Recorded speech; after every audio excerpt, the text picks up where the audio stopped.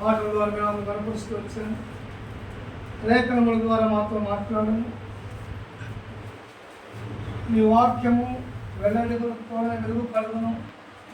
అది తెలివి లేని వారికి తెలివి కలిగించండి. ధర్మశాస్త్రములో నుండి అనేకమైన సంగతులు గ్రహించలాగిన మా కళ్ళు తెలుగు. ఈ సన్నిధిలో మేము గడిపే సమయం అంతా దీవించము. దాసులు వెనుకొని జ్ఞాపకం చేసుకొని నిర్గమాకాండం 4:12, ఇర్మియా 1:9, లూకాసు వార్త 12:12 నా సహాయం. మీ సన్నిధిలో గడిపే సమయం అంతా దీవించమని విశ్వాసంతోనే యేసుక్రీస్తు నామములో స్తుతించి ప్రార్థిస్తున్నాము తండ్రి. ఆమేన్. మంచిది. యాంకిడి కొరకై దేవుడు వాగ్దానం. బాల్యకాలం నుండి యవన కాలం నుండి దేవుడు ప్రవేశపెడతా వచ్చాడు. అప్పుడు యవన కాలం కొరక నీ వాగ్దానం ఏంటి? నా కృప నిన్ను విడిచిపో. ఈ మాట జ్ఞాపకం చేసుకో. భవిష్యత్ అంతటికి ఆత్మీయముగా దశలు ఉంటాయి. బాల్య దశ, యవన దశ, వృద్ధాప్య దశ. కదా, బాల్యకాలం అంతా ఒక వ్యక్తికి, యవన కాలం అంతా ఒక వ్యక్తి. యవన కాలం కొరకై దేవుడి ఇచ్చిన వాగ్దానం ఏంటంటే నా కృప నిన్ను విడిచిపో. దేవుని కృప చాలా ప్రాముఖ్యం. వాస్తవానికి మనం రక్షించబడ్డాం. ఎలాగూ ఎఫెసీ పత్రిక 2:8-9 ప్రకారముగా కృప ద్వారానే రక్షించబడ్డాం. రండి చూద్దాం. ఈ విశ్వాసము ద్వారా కృపచేతనే రక్షించబడి ఉన్నారు. ఇది మీ వలన కలిగినది కాదు, దేవుని వరం. ఎలాగూ ఎఫెసీ పత్రిక 1:6 ఆధారము చేసుకొని జగత్తు పునాది వేయ వరకు మునిపే రక్షించబడి. దేవుని కృప చాలా ప్రాముఖ్యం. దేవుని కృపను బట్టి మానవుడు రక్షణ అనే ఆశీర్వాదంలోనికి రాగలడు. ఈ దేవుని కృప చాలా ప్రాముఖ్యమైనది. దేవుని కృప ఇంతకాలము మరి యాంకర్ జీవితంలో దేవుడు చేస్తూ వచ్చాడు. కృప అనగా ఏంటంటే సమర్థత కలిగించే దేవుని శక్తి అంటారు. మానవ శక్తి కాదు. భూలోకములో ఉన్న ప్రతి శక్తికి మించిన శక్తి దేవుని కృప. చాలా మంది అంటారు కదా, అమ్మ బాగున్నామంటే దేవుని కృపనండి, బాగున్నామంటే అంటారు. అంటే నా వల్ల కాదండి, చదువుకున్నాను కదేమంట. ఇది మీ వలన కలిగినది కాదు అనేదే దేవుని కృప. మన శక్తి కాదు. మన శక్తి పరిమితమైనది. మన శక్తి కొంతకాలం వరకే పనిచేస్తుంది. మన శక్తి మనలో బలం ఉన్నంత వరకే పనిచేస్తుంది. దేవుని శక్తి అపారమైనది. దానినే కృప అంటారు. ఈ కృప ఎప్పుడు విడిచిపోకుండా ఉంటుంది. ఈ కృప విడిచిపోకుండా ఉండాలి అంటే మనం ఏం చేయాలి? రండి చూద్దాం. మొట్టమొదటిగా జ్ఞాపకం చేస్తాను. దావీదు కీర్తనలు 103 11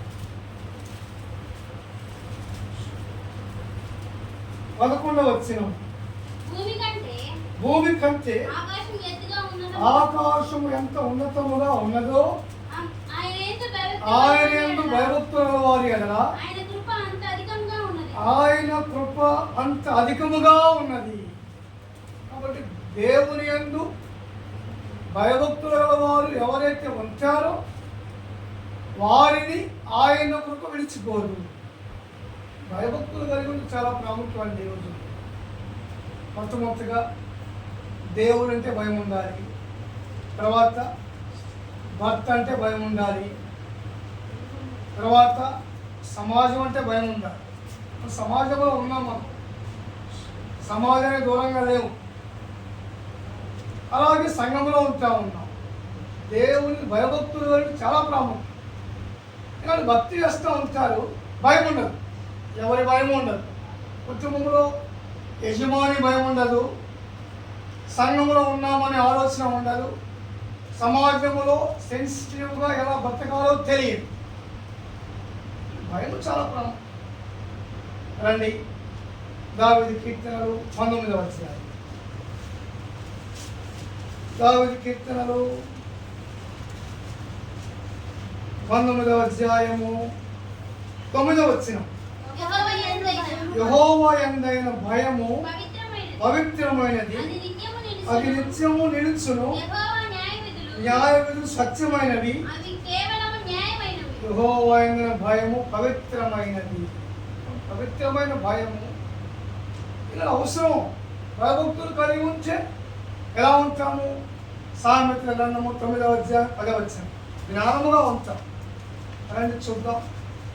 సామెతల గ్రంథము యెహోవా యందు భయభక్తులు కలిగి ఉండుట జ్ఞానమునకు మూలము, పరిశుద్ధ దేవుని కూర్చున్నటువంటి తెలివియే వివేచనకు ఆధారం. జ్ఞానంగా ఉండాలి. జ్ఞానముగా ఉండాలి అంటే భయభక్తులు కలిగి ఉండాలి. భయభక్తులు కలిగి ఉంటే ఆయన కృప మనలను విడిచిపోదు. మొట్టమొదటి మాట ఇదే, నా కృప నేను విడిచిపోదు అని దేవుడు వాగ్దానం ఇస్తూ ఉంటాడు. ఆ వాగ్దానం నెరవేర్చే దేవుడు. మన కుటుంబంలో విశ్వాస నియమములో మన బిడ్డల పక్షముగా దేవుడిచ్చే వాగ్దానం నెరవేర్చబడాలి అంటే దేవుని యందు భయభక్తులు కలిగి ఉండాలి. రండి చూద్దాం. 28వ అధ్యాయము 28వ వచనం. యోబు గ్రంథము. మరియు యెహోవా యందు భయభక్తులే జ్ఞానం మరియు దుష్టత్వమును విడిచిపోయే వివేకమరియు ఆయన నరులకు సెలవిచ్చాను. కాబట్టి దేవుని భయభక్తులే జ్ఞానం. జ్ఞానం అంటే భక్తి గదులు మాట్లాడితే జ్ఞానం కాదండి.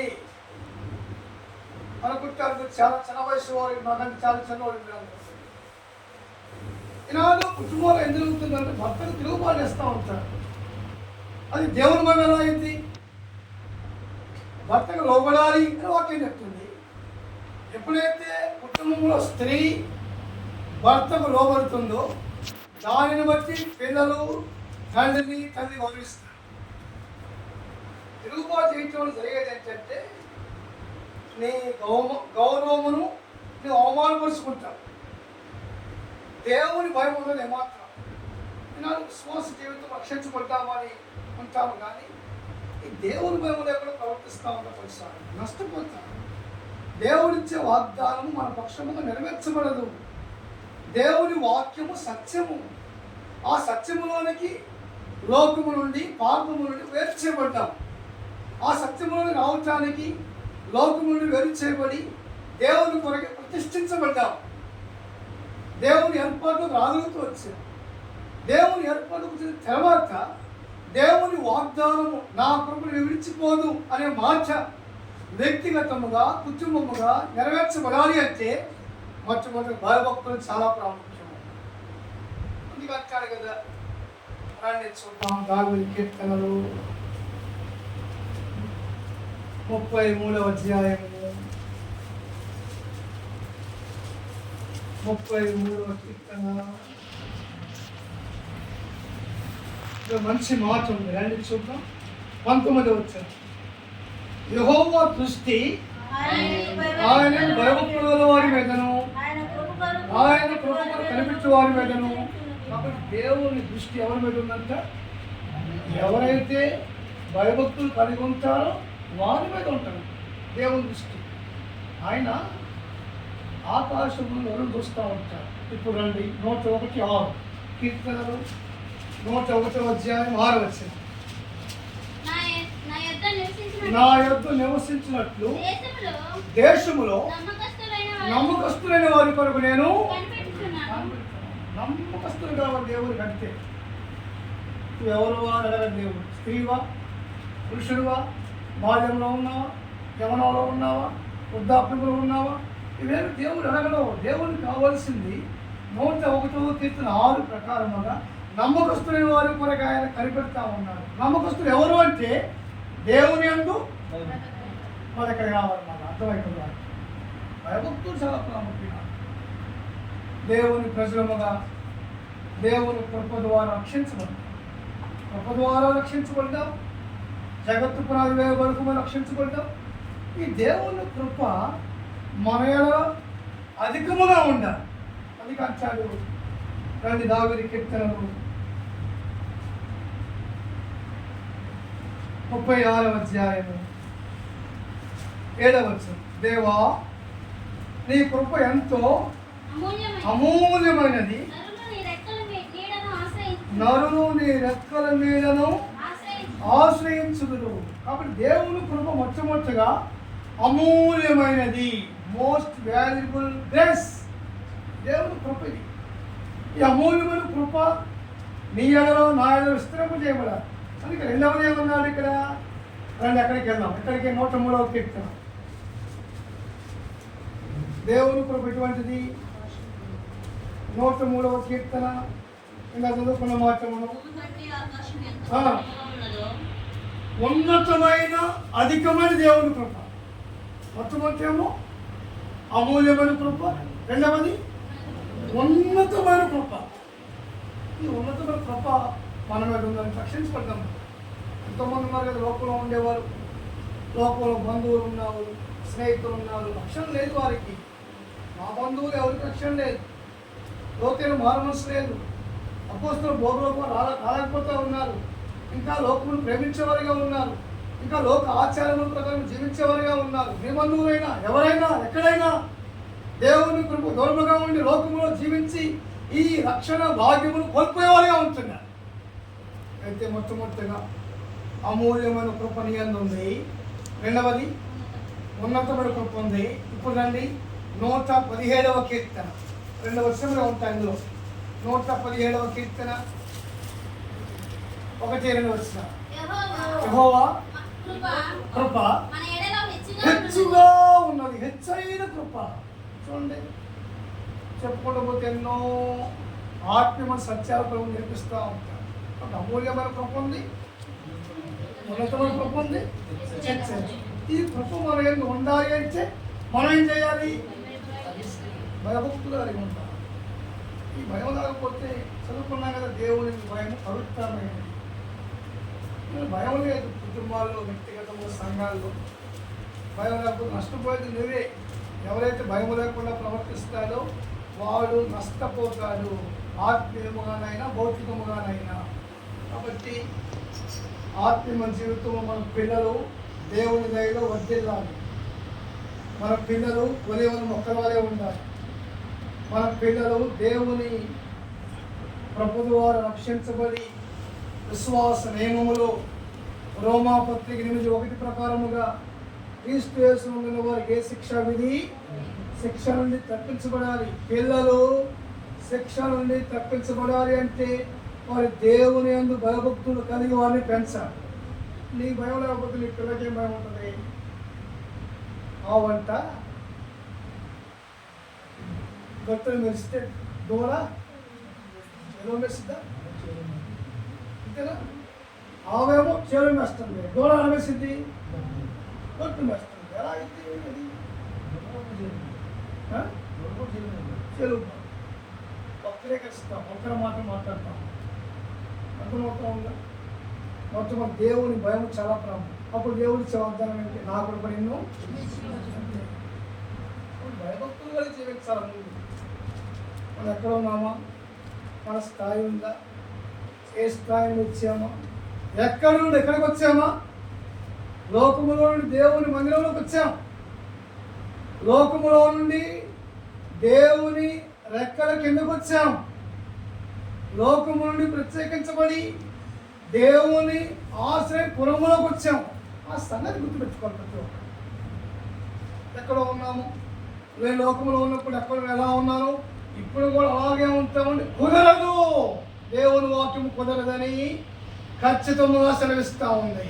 ఇంతకుముందు నా ప్రవర్తన ఎలా ఉందో ఇప్పుడు కూడా భర్త అంటే భయం లేకుండా ప్రవర్తిస్తాను. కుదరదు అంతే. దానికి ఎదురు చెప్పడానికి అవకాశం లేదే లేదు. ఎఫెసీ పత్రిక 5వ అధ్యాయం ప్రతి వాక్యం చూపిస్తాను మీ కొరకే. రండి, ఎఫెసీ పత్రిక 5వ అధ్యాయము. ఇక్కడ పౌలు భక్తుడు భార్యాభర్త సంబంధం వచ్చి మాట్లాడుతూ యేసుక్రీస్తు ప్రభువారి సంఘానికి పోలిక చెప్తా మాట అంటాడు. రండి చూద్దాం. 22వ వచనం. స్త్రీలారా ప్రభువునకు వలె మీ సొంత పురుషులకు లోబడి ఉండుడి అని సంఘమునకు శిరస్సై ఉన్న లాగున వారు శిరస్సై ఉన్నాడు, రక్షకుడే ఉన్నాడు. పోలిక చెప్తా ఉన్నాడు. ఇక్కడ భార్యాభర్త సంబంధం ఎలా ఉందో సంఘమునకు క్రీస్తు పోలిక చెప్తా ఉన్నాడు ఒక వచనంలోనే. ఇప్పుడు స్త్రీలారా మీ భర్తకు లోబడి ఉండుడి. ఎప్పుడైతే స్త్రీ భర్తకు లోబడి ఉంటుందో సంఘము క్రీస్తు అనే శిరస్సుకు లోబడి ఉంటుంది. అర్థమైందా? సంఘము క్రీస్తుకు లోబడాలి కదా. క్రీస్తు యాజకత్వంలోనికి సంఘం రావాలి కదా. సంఘము క్షేమముగా ఉండాలి కదా. సంఘము ప్రకటన 19:6 ప్రకారముగా సిద్ధము చేయబడిన వధువు సంఘం వలె ఉండాలి కదా. గొర్రెపిల్ల వివాహోత్సవ సమయం వచ్చినది అనే మాట అక్కడ ఉంటుంది. సంఘము క్షేమంగా ఉండాలి. కుటుంబంలో ఎప్పుడైతే లోబడే మనసును కలిగి ఉంటామో, ఎప్పుడైతే విధేయత నేర్చుకుంటామో, అప్పుడు సంఘము దేవుని కొరకై సిద్ధపడింది. సంఘము దేవుని కొరకై సిద్ధపాటు లేదు. అందుకే ఆలస్యం అవుతుంది ప్రభు రాకడ. ప్రభు రాకడ ఆలస్యం కాలం ఏంటి? సిద్ధంగా లేదు. సిద్ధంగా ఉంటే ప్రభు చేస్తారు కదా. కాబట్టి మొట్టమొదటిగా దేవుని భయభక్తులు కలిగి విధేయత కలిగి జీవించాలి. అందుకని ఇంట్లో పౌలు ఫిలిప్పీ పత్రిక 2వ అధ్యాయము 8వ వచనములో ఆయన ఆకారమందు మనుషులుగా కనబడి మరణం పొందినంతగా, అనగా శిలువ మరణం పొందినంతగా విధేయత చూపించిన వాడై తాను తాను తగ్గించుకునేను. విధేయత చాలా ప్రమాదం. యేసుప్రభు విధేయత చూపించాడు కాబట్టి నాడు ఆయన కృప ద్వారా నీవు రక్షించబడు.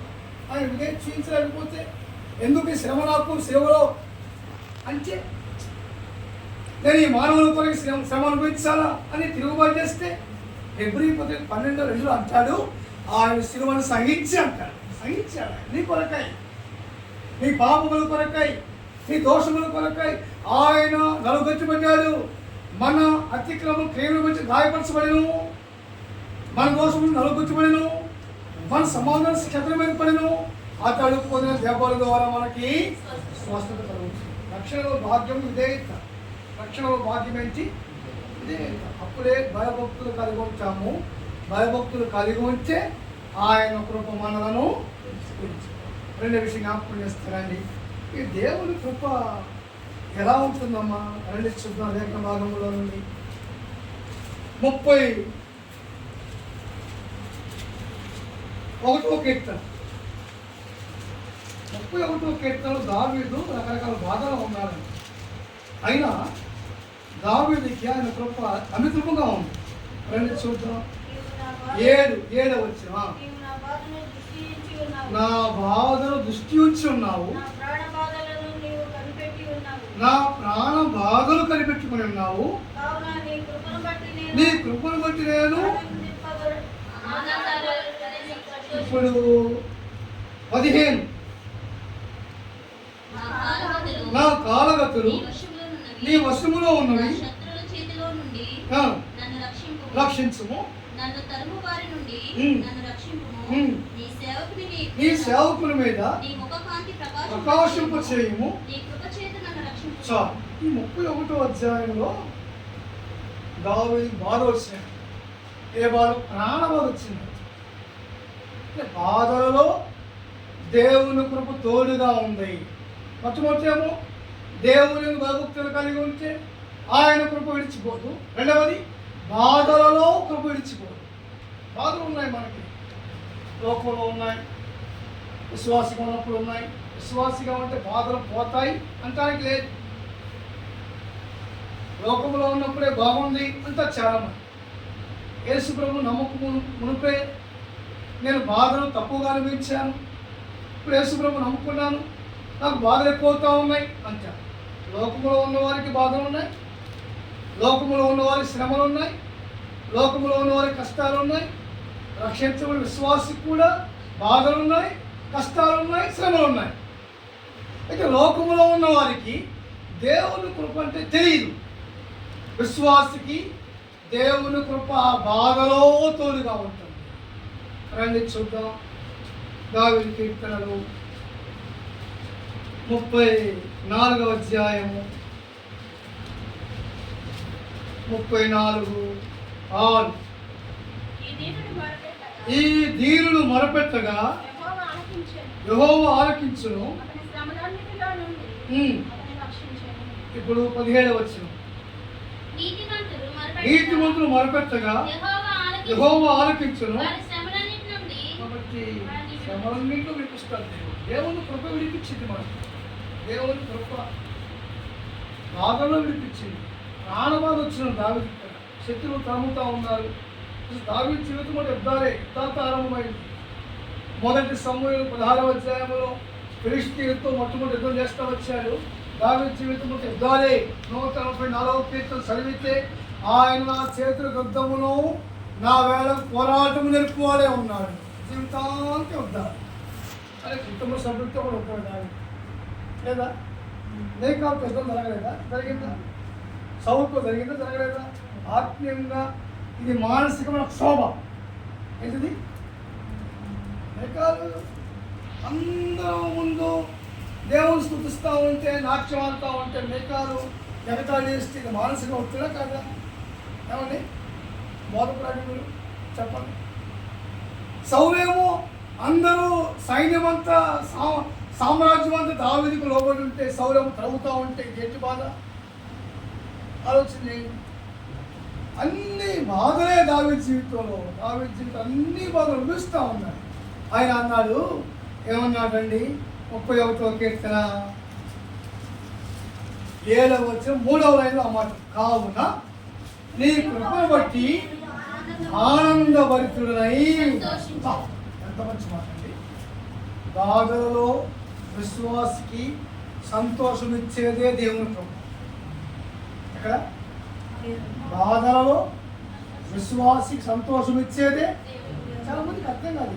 ఏంటి బాధలు ఏంటి, శ్రమలు ఏంటి, సమస్యలు ఏంటి, ఆర్థిక సమస్యలు ఏంటి, అనారోగ్యం ఏంటి, కుటుంబ సమస్యలు ఏంటి, సంఘంలో సమస్యలు ఏంటి, ఏంటి నా పరిస్థితి ఎలా ఉంది? కాబట్టి ఆత్మీయ జీవితంలో మనము కూడా చెప్పగలము, నా బాధలలో ఆయన కృప నాకు తోడుగా ఉంది కాబట్టి నేను ఆనందభరితుడనై సంతోషంగా. కృపను బట్టి సంతోషంగా ఉంటాం. దేవుని కృప లేకపోతే ఎప్పుడు విచారం, ఎప్పుడు మత్తయి సువార్త 6వ అధ్యాయం ప్రకారం ఏమి తిందుమా, ఏమి త్రాగుదుమా, ఏమి ధరించుకుందామా. విశ్వాసి ఇది ఆలోచన కలిగి ఉంటా ఉన్నాడు. సేవకుడు కూడా ఇది ఆలోచన కలిగి ఉంటాడు. ఏం తిందాం, ఏం నేర్చుకుందాం, ఎలా బ్రతుకుదాం. దాని గురించి దేవుడి సేవకు పిలవాలా నిన్ను అన్నాం. ఏం తినేదానికి కూడా పిలవలా. తినేదానికి కొరకు లోపల ఉంటే నీ ఇష్టపూర్వకంగా తినవచ్చు అప్పుడే. దాని కొరకు దేవుడిని ఏర్పాట్లు లేవు. నువ్వు ఆయన కృప ద్వారా రక్షించబడి కొనుక్కున్నావు. ఆయన కృప ద్వారానే ఇలాంటి సంఘంలో విశ్వాసిగా సేవకులుగా ఉంటాను. ఆ సంగతి మర్చిపోవాలి. అంతకుముందు నా ఇష్టపడి జీవిస్తారే, నా ఇష్టపడి బతుకుతారంటే కష్టం. దేవుని కృప విడిచిపోయి దేవుని కృపలో నువ్వేం చేస్తావు? దేవుని కృపను నువ్వేం చేయలేవు కదా. నేనేం చేయలేను కదా. దేవుని కృపను బట్టే సేవలో కొనసాగుతూ ఉన్నావు. దేవుని కృపను బట్టే కదా రక్షించబడి దినదినము దేవుని వాక్యము ద్వారా, ప్రార్థనా జీవితము ద్వారా దేవునితో సంబంధము కలిగి, దేవునితో సరైన సహవాసము కలిగి, ఆత్మీయముగా నీ మట్టుకు నీవు, నా మట్టుకు నేను ఆత్మీయం బలం పొందుకునేవారముగా ఉంటున్నాం. కనుక బాధలలో తోడుగా ఉండే కృప. దిగులు పడేవాళ్ళు ఎప్పుడు? దిగులు పడేది ఎవరు? లోకములో ఉన్నవారు. దిగులు పడేది ఎవరు? శ్రమలో ఉన్నవారు. లోకములో ఉండి వాక్యమైన సత్యములోనికి రాలేక, ప్రార్థనా జీవితం అంటే తెలియక, లోకానుసారంగా జీవించి లోకైన దిగుపడతారు. ఎవరు దిగుపడేది? ఎవరు మీరు చెప్పండి? లోతైన మారు మనసు లేని వాళ్ళు. మారు మనసు పొందేమని చెప్పుకుంటారు, మారు మనసు పొందలేరు. మనసు మారదు.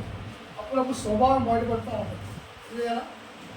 అప్పుడప్పుడు చమ్ములు సేవ చేస్తేనే అప్పుడప్పుడు పెద్దలకు కానీ విశ్వాసకి కానీ స్వభావం బయటపడి నేను స్వభావం అటు బయటపడినప్పుడు అట్ట పడతాను అంతే. దానికి తిరుగులేదు. అందువల్ల స్వభావం బయటపడి అప్పుడు స్వభావం బయటపడేదానికి కొరక సేవ అవసరం వల్ల ఇంటికి వెళ్ళవచ్చు. చక్కగా ఇంటికి వెళ్ళి అక్కడే భజన చేసుకోవచ్చు. ఇక్కడ మందిరాల్లో ఉండి నీ స్వభావం బయటపెట్టే అవసరం లేదు. ఇక్కడ అర్థమవుతా ఉందా? అప్పుడు దేవుని మీద ఎప్పుడు ఎలా ఆధారపడతావు నువ్వు? దేవుని మీద ఆధారపడే అవకాశం లేనప్పుడే నీ స్వభావం బయటపడతా ఉంటావు. దేవుని మీద ఆధారపడాలి. ప్రభువా ఈ విషయంలో ఎలా ముందుకెళ్ళాలి, ఈ విషయంలో నా భర్తకు ఎలా లోబడాలి, ఈ విషయంలో సంఘంలో ఎలా ప్రవర్తించాలి, ఈ విషయంలో బాధ్యతగా సమాజంలో ఉన్నా నేను, సమాజంలో ఎలా జీవించాలి నేను. అందుకని అన్నాడు కీర్తనాకారుడు 31వ కీర్తన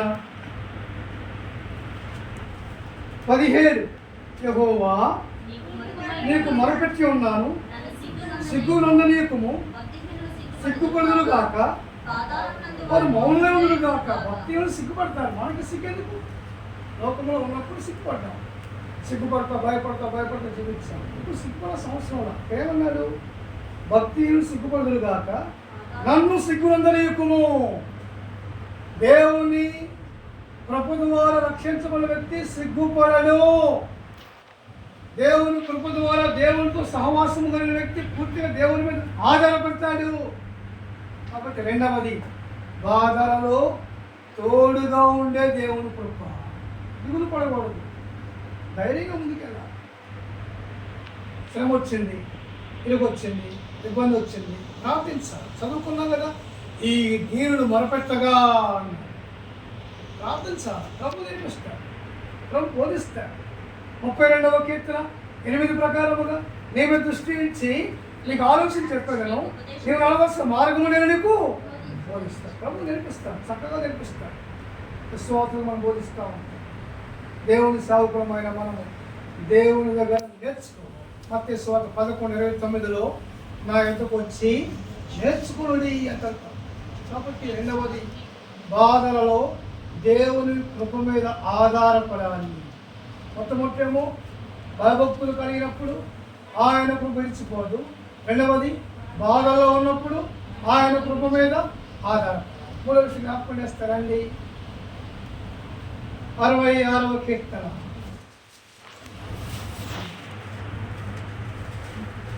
దావీదు కీర్తనలు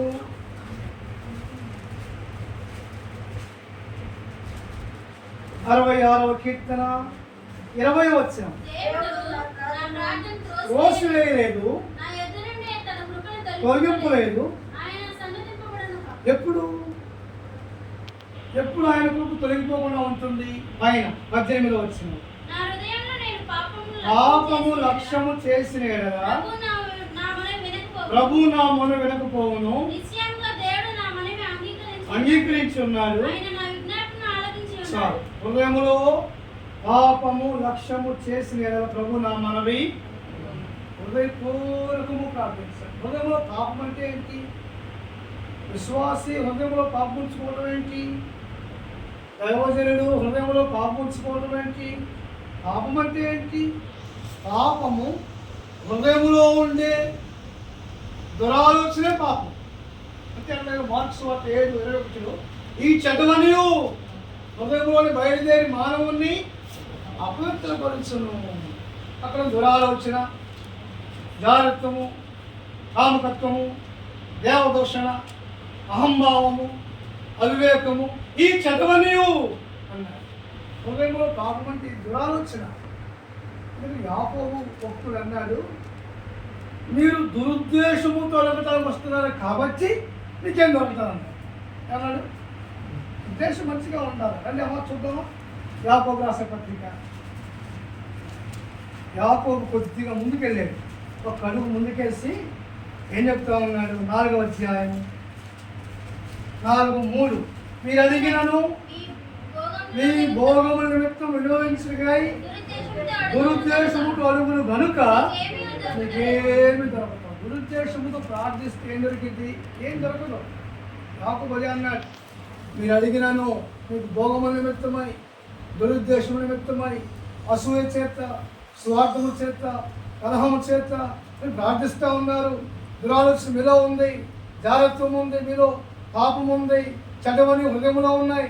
కాబట్టి మీకేమి దొరకటం లేదు. ఇప్పుడు ఎప్పుడైతే ఈ చెడ్డవాడు తీసివేసుకుంటామో అప్పుడు ఆయన కృప నా నుండి తొలగించబడలేదు.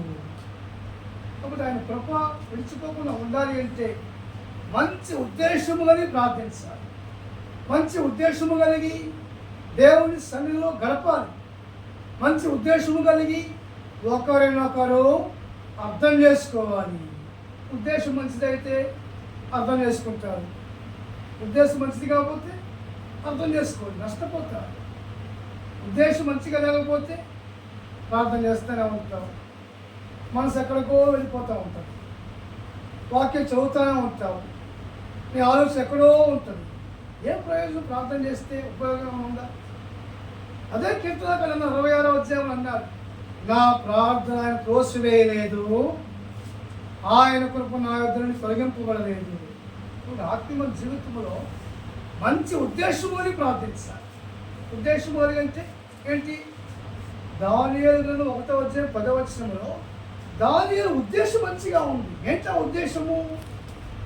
రాజు భుజించే భోజనములు తీసుకోకూడదని తన్ను తాను ఉద్దేశించి తన్ను తాను అపవిత్రము కాకుండా ఉండేదని కొరకై అయ్యా నన్ను 10 రోజులు చూడయ్యా అన్నాడు. అంతే 10 రోజులు గమనించినాను. అధిపతికి వినవించుకున్నాడు, అయ్యా నా ఉద్దేశం మంచిది, నేనేమో ఎక్కడి నుంచో వచ్చాను, బతుకుదెరు కోసం వచ్చాను, నేను మా భాష మారిపోయింది, మా ప్రాంతం మారిపోయింది, ఇక్కడికి వచ్చాను ప్రభువా, ఒక మాటలో చెప్పాలి అంటే వంట చెక్కబడి వచ్చాను ప్రభువా అని వచ్చేటప్పుడు. ఇంతగా దానియేలు పరిస్థితి ఏంటి? వాళ్ళు దానియేలు ఇప్పుడు మొట్టమొదటి అధ్యాయంలోనే దానియేలు ఉద్దేశం మంచిగా ఉంది. నన్ను అపవిత్రపరచుకోకూడదు, నా ప్రదేశం మారింది, ఇక్కడంతా కొత్త వాళ్ళు ఉన్నారు, సంబంధం లేని వాళ్ళు ఉన్నారు, వారి మనస్తత్వం ఎలా ఉందో నాకు తెలియదు, నా మనస్తత్వం ఎలా ఉందో నాకు తెలియదు. దేవుని నుండి వచ్చాను ప్రభువా, నన్ను అపవిత్రపరచుకోకూడదు ప్రభువా. మంచి ఉద్దేశం ఉంది. 10 దినముల తర్వాత దానియేలును పరీక్షించగా దానియేలు ముఖము మిగిలిన వారి కంటే ఎంతో తేజస్సు అని ఉంది. కాబట్టి ఉద్దేశం మంచిగా ఉండాలి. తెలియదు చెప్తే వెండు. ఇలా జరుగుతుంది, కుటుంబాలు జరుగుతుంది. అదే నీకు తెలియదంటే వెండు, నాకు తెలియదు అంటావా అంటారు. ఏమంటారు? రండి యోబు గ్రంథం, యోబు గ్రంథము అక్కడ అంటారు, అసలు మీకు ఏం తెలియదు అంటారు. యోబు గ్రంథము 8వ అధ్యాయము 8వ వచనం, మనము నిన్నటి వారమే, మనకి ఏమీ తెలియదు, మన దినములు నేల వలె ఉన్నాయి. మనకి ఏం తెలియదు అంట. నాకు కూడా ఏం తెలియదు, మరి చెప్పేవాళ్ళు లేరు. ప్రార్థిస్తాం, పెద్దవాళ్ళు ఉంటే చెప్తారు, అయ్యా ఇలా చేసుకోయ్యా, ఇలా చేసుకోమ్మా అని చెప్తారు. పెద్దవాళ్ళు లేకపోతే ఎవరు చెప్తారు? పెద్దవాళ్ళు లేకపోతే ఎవరు చెప్తారు? దేవుని వాక్యం బోధిస్తుంది. ప్రార్థనాపూర్వకంగా కొన్ని నిర్ణయాలు తీసుకుంటాం, ప్రార్థనాపూర్వకంగా ఆలోచన చెప్తాం, ప్రార్థనాపూర్వకముగా ఎలాగూ జీవిస్తే బాగుంటుంది అని చెప్తాం. ఇక్కడ చదువుకున్నాం కదా, మనకేం తెలియదు వాస్తవం, బైబుల్ చెప్పే సత్యమే. కానీ అలా ఉంటున్నామా? అన్నీ తెలిసిన వారి వారే ఉంటారు.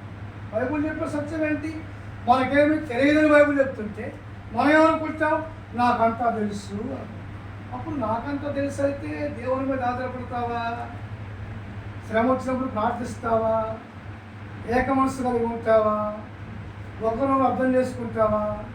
గొడవలు సమస్యలు లేకుండా ముందుకు వెళ్ళే ప్రయత్నం చేస్తావా? 10 రోజులు ఉండాలంటే ఎంత కష్టపడ్డారో నాకు తెలుసు. 10 రోజులు తీసుకుంటే ఎప్పుడో కూర్చోబెడితే, పిల్లలు కూర్చోబెడితే అదే ఒకళ్ళంటే ఒకళ్ళు ఆలోచన పడదు, తీసుకెళ్ళి అరణ్యంలో వదిలేస్తాం మొత్తాన్ని. నా సంగతి తెలియదు మీకు. ఎంత మంచిగా ఉంటారు, అంత మూర్ఖంగా ఉంటారు. లోపంతో నేర్చుకోండి, ఇదైతే నేర్చుకోండి. 10 రోజులు ఖచ్చితంగా ఉండండమ్మా, జాగ్రత్తగా ఉండండమ్మా, ఒక చోట ఉండండమ్మా, కలిసి ఉండండమ్మా, ఒకరు ప్రేమించుకోండి అమ్మా, ఒకరు అర్థం చేసుకోండి అమ్మా. ఒకరి భారము ఒకరు భరించి క్రీస్తు నియమం నెరవేర్చిందంటే బాధైపోయాయి. ఏమన్నా మిమ్మల్ని ఏం చేయాలి? ఉందామాట. ఎక్కడ ఉంది? గలతీ పత్రిక 6వ అధ్యాయం. గలతీ పత్రిక 6వ అధ్యాయం 2వ వచనం.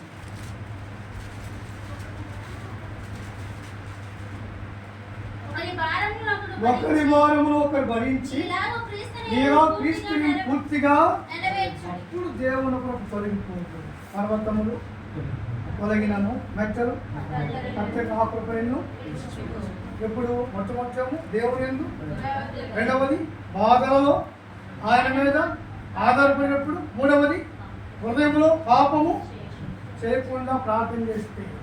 అది ప్రార్థన చేస్తూ ఉంటాం. హృదయంలో అసూయ, హృదయంలో స్వార్థం, హృదయంలో గర్వం, హృదయంలో భౌతిక సంబంధం ఆలోచన విధానం.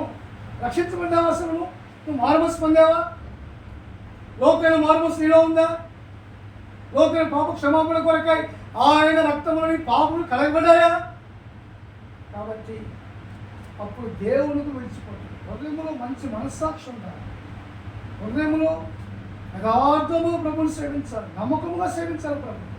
అప్పుడు ఆయన కృప మనలను, ఆయన కృప ఉంటేనే సంఘాలు ఉంటారు. ఆయన కృప సంఘాలు ఉండలేవండి. సంఘంలో ఉండాలి అంటే దేవుని కృప తోడుగా ఉండాలి. ఉద్యోగంలో నిలబడాలి అంటే దేవుని కృప తోడుగా ఉండాలి. వ్యవసాయం చేయాలన్నా, చదువుకోవాలన్నా, ప్రతి దానికి విశ్వాసికి ఉపయోగపడేదే దేవుని కృప. ఆ కృపలో ప్రవేశం చేయండి, ఇంకేం చేయండి. దేవుని కృప విడిచిపెడితే ఏం చేస్తాం? మనం ఏం చేయాలి. కాబట్టి మనము నిన్నటి వారమే జ్ఞాపకం చేసుకోవాలి. దేవుడు ఆయుషిస్తూ ఉన్నాడంటే, దేవుడు పోషిస్తూ ఉన్నాడంటే, దేవుడు సంరక్షిస్తూ ఉన్నాడు అంటే, దేవుని సంఘములో రాయల్టీగా జీవిస్తూ ఉన్నామంటే దేవుని చూపండి. సంఘములో ఎలా ఉన్నాం? మనం గౌరవించబడతా ఉన్నాం. అందరూ వచ్చి అన్నా ప్రజలన్నా ప్రార్థన చేయడం మా కోసం అంటారు. అక్క ప్రజలాడు అక్క ఇంటికి ఉంటే ఇంటికి దగ్గరండి పొలంలో పనికెళ్తే అన్న ప్రార్థన చేయని అంటారు. ఎవరన్నా సరిగ్గా పని చేయమంటారు. ఏమంటారండి? నువ్వు పొలానికి వెళ్తున్నావు, 6 మాసం పొందకుండా పొలానికి వెళ్ళావు, సంఘానికి రాకముందు పొలానికి వెళ్ళావు, పొలంలో ఆ మిరపకాయలో పత్తి తీసుకున్నావు. అక్కడికి వచ్చి అని అడుగుతాను, నేను ప్రార్థన చేయమని నా కోసం అని. నువ్వు సంఘంలో ఉంటే నీకు అక్కడికి వస్తా, అక్క నా సమస్య దక్క నా కోసం ప్రార్థన చేయమంటావు. ఎక్కడ పనికి అడుగుతారా? ఎవరు అడగరు. దేవుని కృప అది. ఆ గౌరవాన్ని కాపాడుతున్నారు. 10 మందిని ప్రేమిస్తున్నా, విశ్వాసం ప్రేమిస్తూ ఉన్నారు, సంఘం ప్రేమిస్తూ ఉంది నిన్ను. ఆ సంఘంలోనూ గౌరవమును, నీ గౌరవమును కాపాడుకోవడం నేర్చుకోవాలి. గౌరవం పోతే ఏం చేస్తాం? పూర్వీకులు మాట మీద నిలబడేవాడు. మాట అంటే మాట అంతే. మా తాత దినాల్లో, లోకయ్య, కాంతమ్మ దినాల్లో మాట మీద నిలబడేవాడు. ఒక మాట అంటే మాట అంతే, దానికి ఎదురు చెప్పడానికి లేదు. అర్థమైందా? మాట చెప్తే 4 మాటలు ఎదురు చెప్తారు. అనుభవం మంది దగ్గర అంత అనుభూతి వచ్చేవాడు. మా మధ్యకి ఎన్ని బాధలు పడ్డామో నాకు తెలుసు. అర్థమైందా? మీ తెలియదు ఇవాళ అనుభవాలు లేవు. తెలియదు. ఏదో చేద్దాం అనుకుంటా, ఏదో ఆలోచన చేస్తా, ఏదేదో తలంపులు కలిగి ఉంటారు. నష్టపోయేది నువ్వే. కాబట్టి దేవుని కృప మీద ఆధారపడండి. మంచి భవిష్యత్తు ఇస్తాను. మన పిల్లలు బాగుండాలా, వారి కుటుంబాలు సంతోషంగా ఉండాలి. దేవుడు మనం ప్రేమించాడు, పిల్లలు దేవుని దయలో వర్తిల్లాలా. అప్పుడు యెషయా గ్రంథము 54వ అధ్యాయము 10వ వచనం నెరవేర్చబడతాము. రండి అమ్మ చదువుకుంటాం. పర్వతములు తొలగిపోయినను, మెట్టలు కత్తరిల్లనను, నా కృప నిన్ను. ఇదే యవన కాలంలో ప్రవేశపెట్టిన యాక్టివిటీకి దేవుడిచ్చే వాగ్దానం ఇది. ఈ వాగ్దానం మనందరి పక్షంలో దేవుడు నెరవేరుస్తారు. అయితే మనం చేయాల్సింది ఏంటి? భయభక్తులు కలిగి ఉండాలి. రెండవది బాధలలో, శ్రమలలో ఆయన మీద ఆధారపడాలి. మూడవది హృదయములో పాపములు లక్ష్యము చేయకుండా, అనగా దురుద్దేశము లేకుండా జీవించాలి. మంచి అభిప్రాయం కలిగి ఉండాలి. ఒకరొకరు గౌరవించుకోవాలి, ఒకరొకరు సన్మానించుకోవాలి, ఒకరి క్షేమములు ఒకరు తెలుసుకోవాలి. అయ్యా నీ సమస్య ఏంది? అక్క నీ సమస్య ఏంటక్క? నీకోసమే ప్రార్థన చేస్తాను. ప్రభు నెమ్మదిస్తాడు, ప్రభు సమాధానం ఇస్తాడు. దేవుని కృపను బట్టి రక్షించబడ్డాం. ప్రతి ఆదివారము అపోస్తుల బోధ కలిగిన సంఘములోకి వెళ్ళి అపోస్తుల బోధలో, సహవాసములో రొట్టె విరుచుట ప్రార్థన చేయడం అలా అనుభవంలో కొనసాగుతూ ఉన్నాం. కాబట్టి ఈ సమస్యను చెప్పు, నీకోసం ప్రార్థన చేస్తాను. ప్రశ్న ఏంటంటే, ఎప్పుడైనా ఈ సంభాషణ మీ మధ్య వచ్చిందా? మీ మధ్య నేను సమస్యలో ఉన్నాను, నా కోసం ప్రార్థన చేయాలి, తోడి కోడలు ఎప్పుడైనా మాట్లాడుకున్నారా? చెప్పాలి నా సమస్యకు సమాధానం. నా సమస్య వచ్చింది, నాకు ఆరోగ్యం బాగా బలహీనంగా ఉన్నాను, అమ్మాయి నా కోసం ప్రార్థన చేయాలి. పెద్ద కోళ్ళందా? చిన్న కోళ్ళు పెద్ద కోళ్ళు చెప్పిందా? ఇదేమిదే, ఏదో బతుకుతున్నావు అంతే. బతుకుతున్నా రక్షించబడ్డావా? మానవస్ పొందావా? దేవుని అనుభూతిలో ఉందా? రక్షించబడి విశ్వాసం అయితే చెప్తాను, అమ్మాయి ఈ బాధలో ఉన్నానమ్మా, నేను నాకు ఇది అవసరం ఉందమ్మా, వాళ్ళ సమస్య నా ఇంట్లో ఉంది, లేదా నా సంఘంలో సమస్య ఉందమ్మా, నా కోసం ప్రార్థన చేయమని చెల్లెలు చెప్పుకుంటావు, నువ్వు నీ అక్క చెప్పుకుంటారు, అనుభవలేదు. కాబట్టి దేవుని కృప విషయంలో జాగ్రత్తగా ఉంటాం. దేవుని కృప వెళ్ళిపోయిందనుకో మన సేవలో ఉండలేము, సంఘాల్లో ఉండలేము. ఈ సంగతి గమనించి సంఘాల్లో ఉన్నామంటే దేవుని ఇచ్చే కృపే ప్రభు. అదే అంత కదా అన్నా అనే ప్రవక్తి దేవాలయం విడువక లూకాసు 2వ అధ్యాయంలో రేయింబవాళ్ళు ఉపవాసం ఉండి దేవుని స్తుతిస్తూ ఆరాధిస్తూ వచ్చినారు. నా ప్రవక్తి బైబిల్లో భక్తులు ఎంతోమంది ఉన్నారు. వెళ్ళి చదువుతూ ఉంటాం, వాక్యం వింటూ ఉంటాం. అరే మనలో మనసు రాకపోతే ఎలాగండి? వాక్యం వింటూ ఉంటాం, చిన్నప్పుడు వింటూ ఉంటాం వాక్యం. క్రియారూపకముగా వాక్యము నీలో నాలో కార్యసిద్ధి కలుగజేయకపోతే నష్టపోతాం అంతే. కాబట్టి ఆత్మ జీవితంలో దేవుని కృప ఏకైక పక్షముగా దేవుడు ఇచ్చాడు. దేవుని కృపను బట్టి మన కుటుంబాలు ఆధారపడాలి. అయ్యో నేను ఏ స్థితిలో ఉన్నాను ప్రభు, నా పరిస్థితి ఏందయ్యా, నా స్థితి ఏంటి, నా కుటుంబం ఏంటి, ఆర్థిక సమస్యలు ఏంటి, అనారోగ్య సమస్యలు ఏంటి, వీటిని ఎలా జయించాలి, వీటి కొరకు ఎలా ప్రార్థించాలి అనే ఆలోచన కలిగి మంచి ఉద్దేశములు ప్రార్థించాలి. అటువంటి ఉద్దేశము కలిగి ప్రార్థించినప్పుడు రండి చూద్దాం. దావీదు కీర్తనలు 5వ అధ్యాయం. ఈ 3 అనుభవాలు ఎప్పుడైతే మనం కలిగి ఉంటామో దేవుడి వాగ్దానము మన పక్షముగా నెరవేరుస్తారు. రండి దావీదు కీర్తనలు 5వ అధ్యాయము 12వ వచనం. నీతిమంతులను ఆశీర్వదించువాడవు నీవే, కేడముతో కప్పినటువంటి వారిని దయతో కప్పెదవు. నీ నామమును ప్రేమించువాడు నిన్ను గూర్చి నీతిమంతులు ఆశీర్వదించువాడవు. యెహోవా ఆశీర్వాదము. ఇక్కడ సామెతలు 10వ అధ్యాయం. యెహోవా ఆశీర్వాదము ఐశ్వర్యం ఇచ్చును, నరుల కష్టము చేత ఆశీర్వాదము. మొదటి పేతురు పత్రిక 3వ అధ్యాయం. మొదటి పేతురు పత్రిక 3వ అధ్యాయంలో ఆశీర్వాదమునకు వారసులవుటకు మీరు పిలువబడింది కనుక 9వ వచనం. ఆశీర్వాదమునకు వారసులు మీరు పిలువబడింది కనుక కీడు ప్రతికూలను దీవించుడు. కాబట్టి దావీదు కీర్తన 5:12 నీతిమంతులు ఆశ్రయించువాడవు నీవే. సామెతలు 10వ అధ్యాయము యెహోవా ఆశీర్వదించును. మొదటి పేతురు 3:9 మనము ఆశీర్వాదములకు వారసులము. అంతే. దేవుడు దీవిస్తాడండి, దేవుడు ఆశీర్వదిస్తాడని కుటుంబం. అయితే మనకు కావాల్సిన ఏంటి? ఓపిక. ఏం చేయాలా? అంతే. అబ్రహాం అయితే 20 సంవత్సరాలు ఓపికగా ఉన్నారు సంతానం కోసం. తెలుసుగా మనకు సంగతి.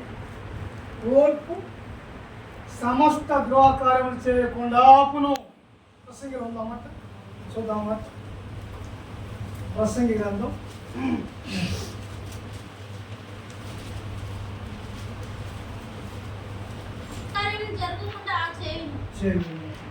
7వ అధ్యాయం. ప్రసంగి గ్రంథము 7వ అధ్యాయము 9వ వచనం. ఆత్రపడి కోపపడవద్దు, అంతర్నిర్యములందు కోపము సుఖనివాసము. కోపడితే ఏం జరిగింది? ఓర్పు పోయినట్టే కదా, అంతే కదా. అందరూ కూడా కోపడకూడదు. ఎగరబడి కోప్పడితే నష్టపోతాం కదా. ఓర్పు గొప్ప గృహకార్యములు చేయకుండా ఆపును. ఆత్మీయ జీవితంలో ఈ ప్రాముఖ్యమైన సత్యము మనం ఎప్పుడు నేర్చుకుంటామో, విశ్వాసిగా, సేవకునిగా, దేవుని మందిరావరణంలో దేవుని సేవించేవారముగా, ప్రభువా నీ కృప నా నుండి విడిచిపెట్టద్దు ప్రభు అని ప్రార్థించాను. ప్రభు నీ కృపను బట్టి ఇలా జీవిస్తూ ఉన్నానయ్యా, నీ కృపను బట్టి ఆరోగ్యంగా ఉంటా ఉన్నాను, నీ కృపను బట్టి సంఘంలో ఉన్నాను. ప్రభు మీ చిత్తమైతే భవిష్యత్ పరిచయం కూడా సిద్ధపరచము. భవిష్యత్తులో నా మట్టుకుని ఎలా జీవించాలో, నీ కొరకై సాక్షిగా ఎలా ఉండాలో, మీరు ఆకలి కొరకై నేను ఎలా సిద్ధపడాలో, ఇలా కుటుంబం ఎలా సిద్ధపరచాలో దాని కొరకు సిద్ధపడాలి. ప్రభు నాకు ఆత్మ ఆశీర్వాదం ప్రవహించేవాడిగా ఉంటాం. ఆశీర్వాదముల కొరకే ప్రార్థించాలి. ఎందుకు పిలవబడ్డాం మనం? ఆశీర్వాదములకు వారసులు మనం ప్రార్థన చేస్తే అన్నా నువ్వు ప్రార్థన చేసేవన్నా బాగుపడ్డానన్నా అనేవాళ్ళే కానీ నువ్వు ప్రార్థన చేసేవన్నా నేను చెడిపోయి అనేవాళ్ళు ఉండరు. సంఘాల్లో మా పరిస్థితి అది, మా స్టేజ్ అది. మా స్టేజ్ ఏంటి? మా దగ్గర ఎంఏ చదువుకున్న అజర్ కుమార్ ఎంఏ భర్త ఏమో బోర్డర్లో ఉంటాడు. భర్త బోర్డర్లో ఉంటాడు. నెలకి ₹1,00,000 జీతం. ఎంఏ చదువుకుంటాడు. చిన్న విషయంలోనైనా నాకు చెప్పేది, అన్న మీరు ప్రార్థన చేసాడన్నా నాకు ఈ కార్యం జరిగిందన్న అని చెప్పి. మన ఈ మధ్య పక్కన వాళ్ళు కేసు పెట్టారు, అమ్మాయి న్యూసెన్స్ కేసు పెట్టారు. సిఐ గారు పిలిపించాడు. తర్వాత ఫోన్ చేసింది, అన్న స్టేషన్కి అంతా ప్రార్థన చేయండి అన్న అని చేసి ఫోన్లో ప్రార్థన చేసి అక్కడికి వెళ్ళి సిఐ గారి కాడికి నమస్తే సరణంగానే అమ్మ వెళ్ళిపోన్నారంట. నేనే కంప్లైంట్ లేదు, వెళ్ళిపోన్నారంట సిఐ గారు. మన సాయంత్రం మళ్ళీ ఫోన్ చేసి చెప్తున్నా, అన్న మీరు ప్రార్థన చేశారు, స్టేషన్కి వెళ్ళాను, పోలీస్ స్టేషన్ లోపల పోలేదా, సిఐ గారు చూడగానే అమ్మ మీరు వెళ్ళిపోండి అమ్మ, మీ సమస్య ఏం లేదమ్మన్నారన్న. మీరు ప్రార్థన చేస్తున్నారు, మీ ప్రార్థన దేవుడు ఆలకిస్తున్నాడన్న. ఇది సంఘాల్లో నీకు నాకు సాక్ష్యం. ఇది ఈ సాక్ష్యం కోల్పోతే కష్టం. అందరూ మీ దగ్గర కూడా వెళ్తే అయ్యా ప్రార్థన చేస్తున్నారయ్యా, మాకు దేవుడు మేలు చేశాడయ్యా, మీ ద్వారా అనేకులు దీవించబడుతూ ఉన్నారు. నువ్వు చేసిన ప్రార్థన అనేకులు ఉపయోగకరంగా ఉంటుంది, నువ్వు చేసిన ప్రార్థన అనేకులు ఆశీర్వాదకరంగా ఉంటుంది. ఈ కార్యము దేవుడు చేసే అద్భుతమైన ఆశ్చర్యమైన కార్యం ఇది. ఆ విషయంలో మనం చాలా జాగ్రత్త వహించాలి. అప్పుడు దేవుని ద్వారా మనము కూడా దీవించబడతాం, దేవుని ద్వారా మనము కూడా ఆశీర్వదించబడతాం. అటువంటి ఆశీర్వాదము ప్రత్యేకముగా మన యాంకేటికును మనకి మన కుటుంబాలకు ప్రభు అనుభవించే వారిగా ఉంటారు. చివరి ఒక మాట జ్ఞాపకం చేస్తాను. ఎఫ్ఎస్సి పత్రిక 1:3. ఎఫ్ఎస్సి పత్రిక 1:3. మన ప్రభు యేసుక్రీస్తునందు స్తుతించబడును గాక, క్రీస్తునందు పరలోక విషయంలో ఆత్మ సంబంధం ప్రతి ఆశీర్వాదం మనకి ఇస్తాడు. క్రీస్తు యేసునందు పరలోక విషయంలో ఆత్మ సంబంధమైన అది మన ఆశీర్వాదం.